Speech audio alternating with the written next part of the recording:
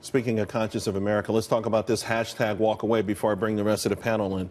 It's all of a sudden is everywhere. What is this all about? I love it. I actually spoke to the person that started this hashtag because we've been working on a similar movement, a bit different at Turning Point USA. And I'm just so happy. It's about people understanding, having this awakening and understanding that the left has been manipulating them emotionally. This was started by a gay man.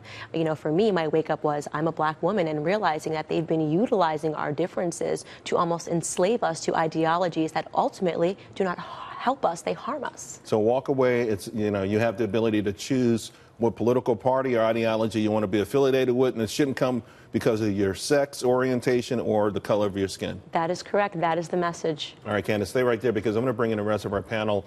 Stephanie Hamill, video columnist for the Daily Caller, and Beverly Hallberg, president of District Media Group. Stephanie, we've had similar conversations here. Again, I'm seeing some remarkable things happen in this country, and to be quite frank, around the world. Italy is another example of it. And today, to watch President Trump with this family, I got choked up. I don't know, maybe I'm a softie, but I love seeing like people talking about their kids going to college and the pride they take in being able to put them through college. Yeah, I mean, I am living proof of the American dream. My mother's an immigrant. She came to this country pretty much with nothing, not even a college degree. And she was able to raise a family here, obviously the legal and the right way. Her daughter was able to go to college and pursue her dream, which is me.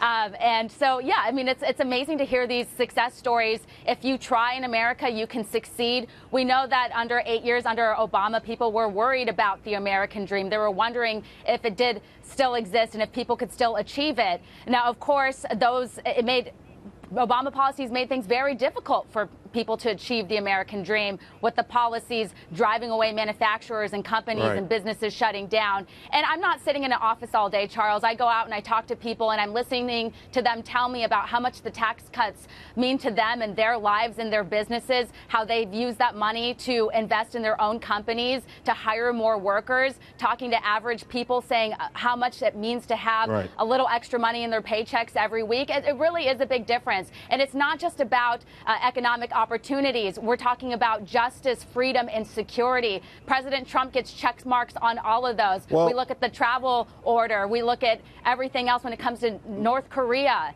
We're going to get to all those other things, but I want to kind of stick to the economics of all of this and maybe also the messaging, Beverly. You're the messaging expert, and we know sometimes President Trump has a stream of consciousness, and it feels like he's almost talking to himself. He said something that I want to get your opinion on, and I don't know if anyone picked it up.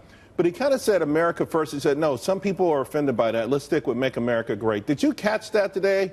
And if you did, you know, I kind of feel like whenever Ivanka's around, he has those kind of moments. I don't know. But it feels like he's also listening more and developing more of a consciousness toward everyone beyond his core audience. I would agree, and especially as the trade talk comes up, I think he does need to take into account the friendly countries that we work with on trade and tariffs. We've got a lot of backlash on that, and that could be a negative for the economy.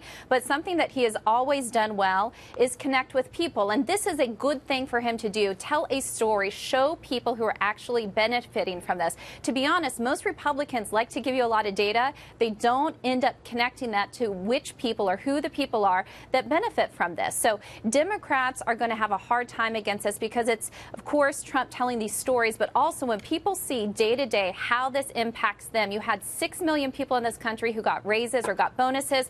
I actually gave my employees raises today. So it does impact small businesses. And that's the thing, is when you can connect it to people and what it means practically, that's a story you need to tell.